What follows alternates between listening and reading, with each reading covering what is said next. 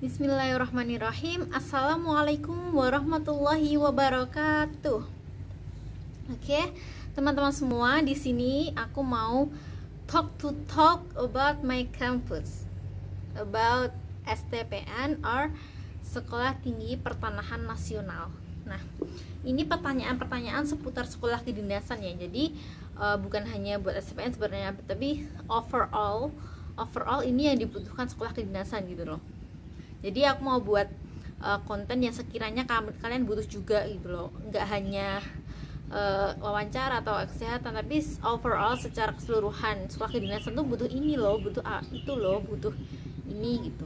Bentar ya. Oke, lanjut. Di sini aku mau bikin satu pertanyaan, yaitu apakah yang harus dipersiapkan dalam melakukan pendaftaran kedinasan? Biasanya yang perlu disiapkan itu KTP, ijazah, SKHU, raport 1-5, terus surat SSC ASN kayak gini,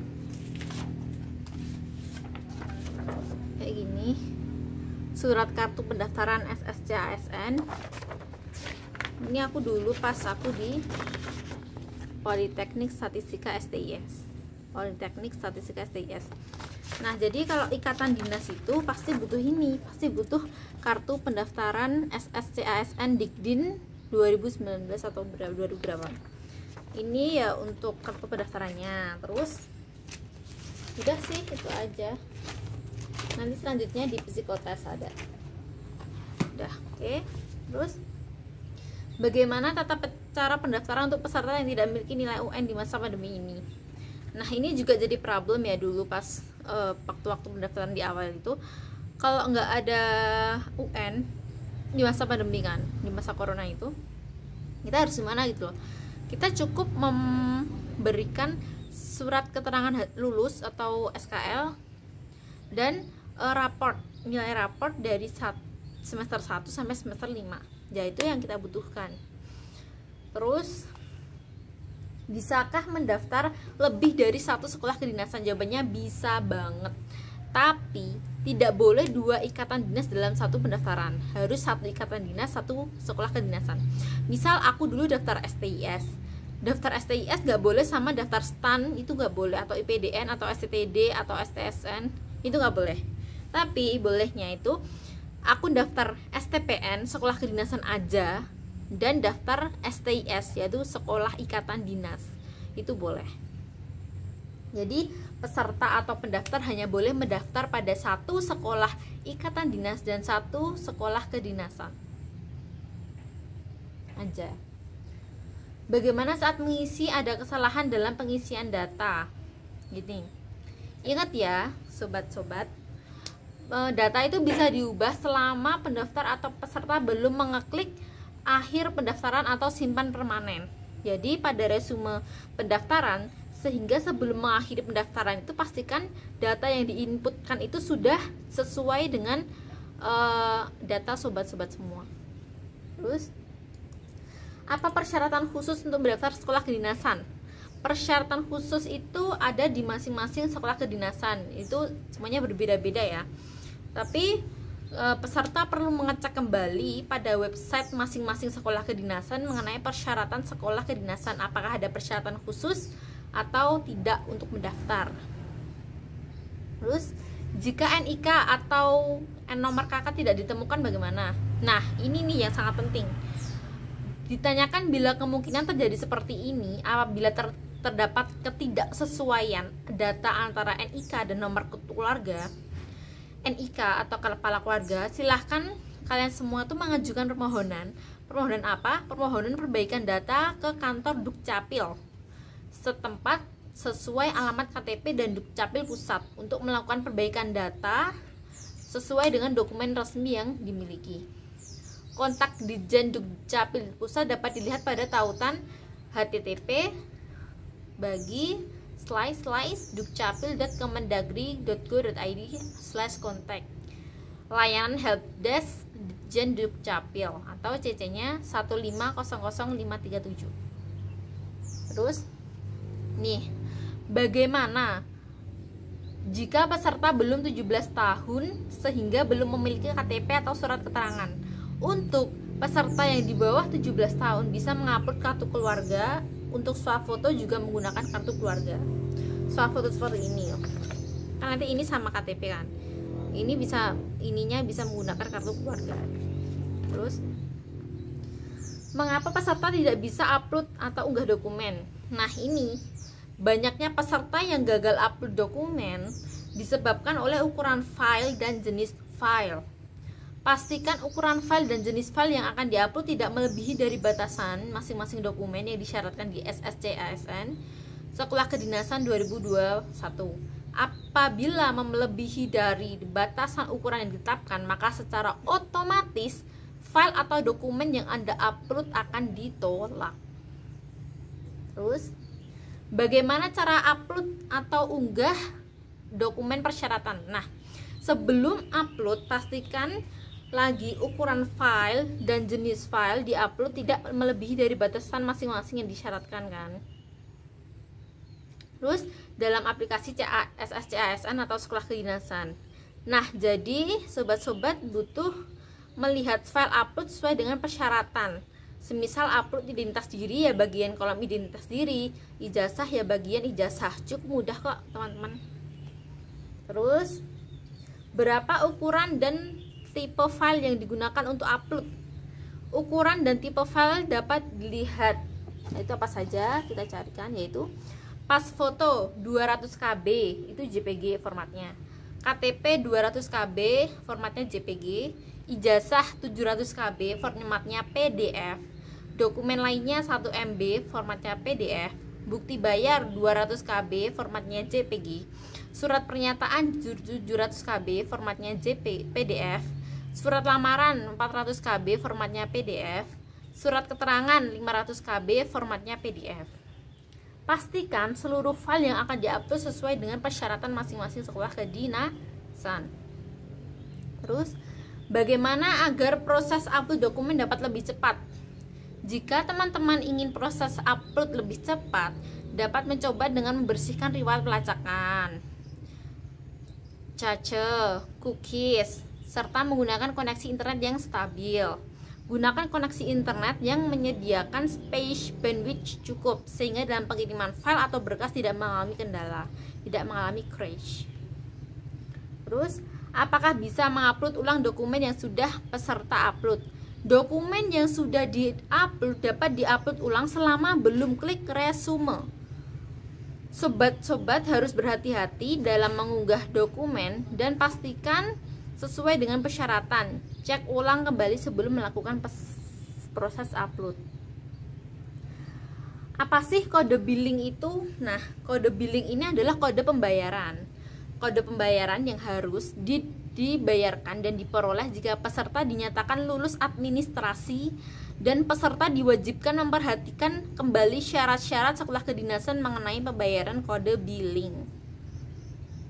Gimana caranya mendapatkan kode billing? Caranya adalah kode billing didapatkan apabila peserta sudah dinyatakan lulus tahap verifikasi berkas. Lalu kode billing dapat dilihat dengan cara login pada aplikasi SSC-ASN atau Sekolah Kedinasan, kemudian ke menu resume pendaftaran.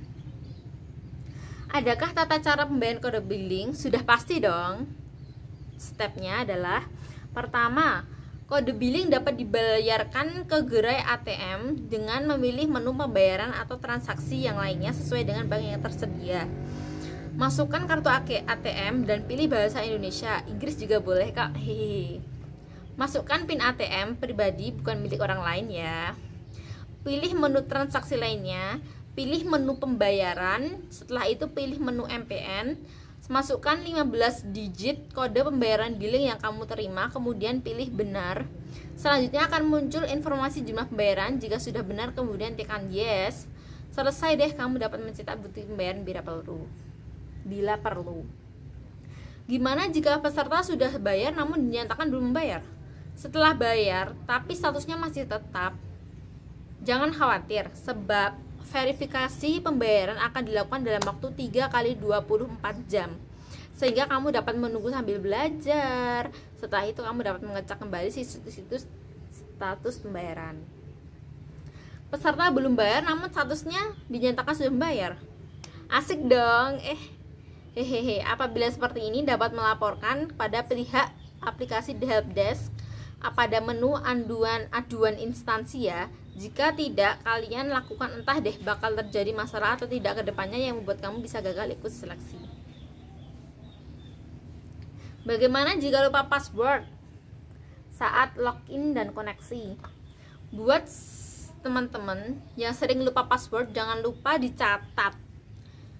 Gak perlu sih, apabila kalian semua passwordnya silahkan akses website Helpdesk SSCN Sekolah Kedinasan, kemudian pilih menu lupa password dan lengkapi form isian tersebut. Intinya jika sering lupa lebih baik catat di smartphone atau buku atau komik gitu. Hehehe. Terus bagaimana jika saya lupa jawaban pengaman 1 dan pengaman 2? Nah, kan udah lupa sama password, lupa juga jawaban pengaman.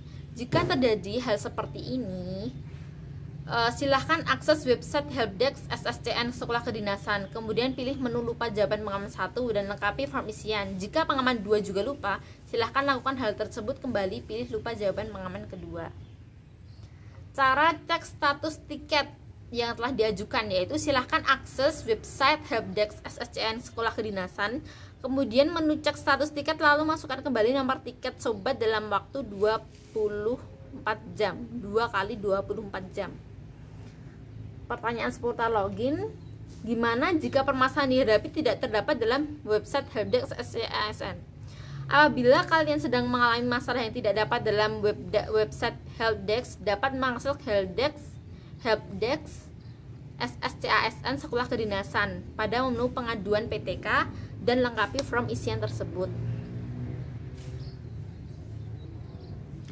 22. Adakah call center instansi yang peserta lamar? Ada dong. Silahkan hubungi call center SSCASN Sekolah Kedinasan, kemudian pilih menu layanan call center.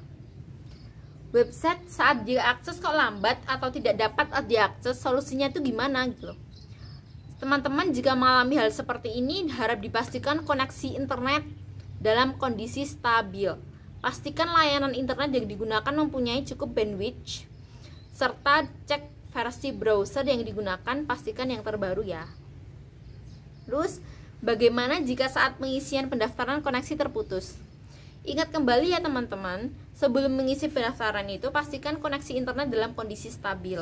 Data yang telah diisi tetapi belum diklik simpan selanjutnya tidak akan tersimpan. Apabila koneksi terputus, silahkan refresh browser yang digunakan, lalu ulangi proses pendaftaran saat koneksi stabil. Terus, bagaimana jika hasil cetak kartu pendaftaran SSCASN Sekolah Kedinasan tidak sesuai dengan isian?